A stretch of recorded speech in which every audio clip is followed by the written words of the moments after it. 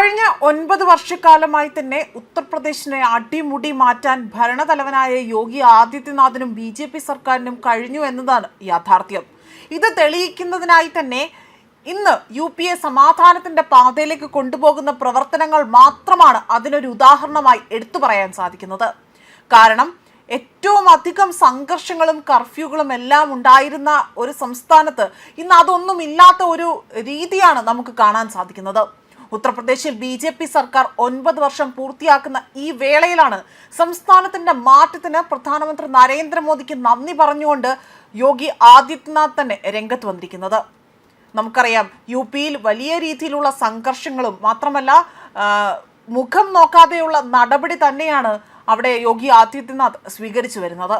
മാത്രമല്ല യു.പിയുടെ വികസനത്തിനായി തന്നെ അദ്ദേഹം അഹോരാത്രം അവിടെ പ്രവർത്തിക്കുന്നതും കാണാൻ സാധിച്ചിരുന്നു. കഴിഞ്ഞ മഹാകുംഭമേളയിൽ പോലും വലിയ രീതിയിൽ യു.പിയിൽ വലിയ രീതിയിലുള്ള സന്നാഹങ്ങൾ ഒരുക്കുകയും അത് വലിയൊരു ആഘോഷമാക്കി മാറ്റാൻ പോലും അതിന് സാധിച്ചു എന്നതാണ് ഇവിടെ എടുത്തു പറയേണ്ടത്. മാത്രമല്ല അദ്ദേഹത്തിൻ്റെ ഭരണ മികവ് തന്നെയാണ് ഇവിടെ എടുത്തു കാണിക്കുന്നതും. കഴിഞ്ഞ ദിവസം നടന്ന ഒരു പുസ്തക പ്രകാശന ചടങ്ങിൽ സംസാരിക്കുന്ന വേളയിലായിരുന്നു യോഗി ആദിത്യനാഥ് പ്രധാനമന്ത്രി നരേന്ദ്രമോദിക്ക് നന്ദി പറഞ്ഞത്. കഴിഞ്ഞ 9 വർഷത്തിനിടെ തന്നെ ഉത്തർപ്രദേശ് കൈവരിച്ച നേട്ടങ്ങൾ പ്രധാനമന്ത്രിയുടെ മാർഗനിർദ്ദേശത്തിന്റെയും ജനങ്ങളുടെ സഹകരണത്തിന്റെയും ഫലമാണ് എന്നും അദ്ദേഹം ഇവിടെ തുറന്നു പറയുകയാണ് ചെയ്തിരിക്കുന്നത്. മുൻ സർക്കാരുകളുടെ കാലത്ത് ക്രമസമാധാനം തകരുകയും യുവാക്കൾ അവിടെ സംസ്ഥാനം വിടാൻ നിർബന്ധിതരാകുകയും ചെയ്ത സാഹചര്യത്തിൽ ഇത് ഓർമ്മിപ്പിച്ചുകൊണ്ടാണ് അദ്ദേഹം എടുത്തു പറഞ്ഞ് ചില കാര്യങ്ങൾ സൂചിപ്പിക്കുന്നത്. 9 വർഷം മുൻപ് നമ്മുടെ കർഷകർ ആത്മഹത്യ ചെയ്യുകയായിരുന്നു. പെൺകുട്ടിക്കും വ്യാപാരികൾക്കും അതായത് അവർ ഒരു സുരക്ഷ പോലും അവിടെ ഇല്ലാതെയാണ് പ്രവർത്തിച്ചത്. അവർക്കൊരു സുരക്ഷിതത്വം പോലും ഇല്ലായിരുന്നു.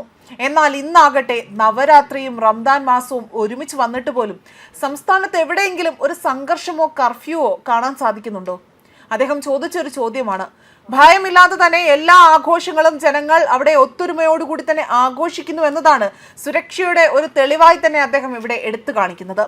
2029-2030 കാലഘട്ടമാകുമ്പോൾ സാമ്പത്തിക വർഷത്തോടു കൂടി തന്നെ ഉത്തർപ്രദേശിനെ $1 ട്രില്യൺ സമ്പദ് വ്യവസ്ഥയാക്കി മാറ്റുകയാണ് തന്റെ ലക്ഷ്യമെന്നതായിരുന്നു ഇവിടെ പ്രഖ്യാപനം നടത്തിക്കൊണ്ട് യോഗി ആദിത്യനാഥ് കാര്യങ്ങൾ വിവരിച്ചിരിക്കുന്നത്.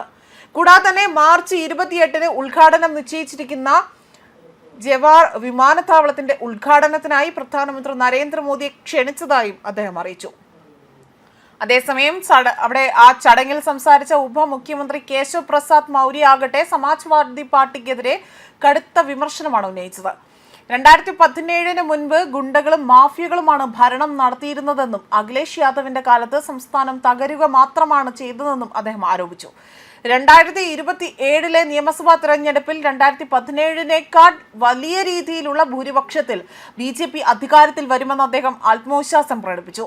മറ്റൊരു ഉപമുഖ്യമന്ത്രിയായ ബ്രിജേഷ് പഥക്കും മുൻ സർക്കാരിനെ പരിഹസിച്ചുകൊണ്ടാണ് രംഗത്ത് വന്നത്. പണ്ട് തകർന്ന റോഡുകൾ കാണുമ്പോഴാണ് നമ്മൾ യു.പിയിൽ എത്തിയെന്നത് മനസ്സിലാക്കുന്നത്. എന്നാൽ ഇന്ന് അർദ്ധരാത്രി 12 മണിക്കും നമ്മുടെ പെൺകുട്ടികൾക്ക് യാതൊരുവിധ ഭയവുമില്ലാതെ പുറത്തിറങ്ങാൻ സാധിക്കുന്നു. സംസ്ഥാനത്ത് മാഫിയകളുടെ സാന്നിധ്യം പൂജ്യമായി തന്നെ കുറഞ്ഞു എന്നതാണ് അദ്ദേഹം ഇതിനോടായി തന്നെ വ്യക്തമാക്കിയിരിക്കുന്നതും. ന്യൂസ് ഡെസ്ക് കർമ്മ ന്യൂസ്.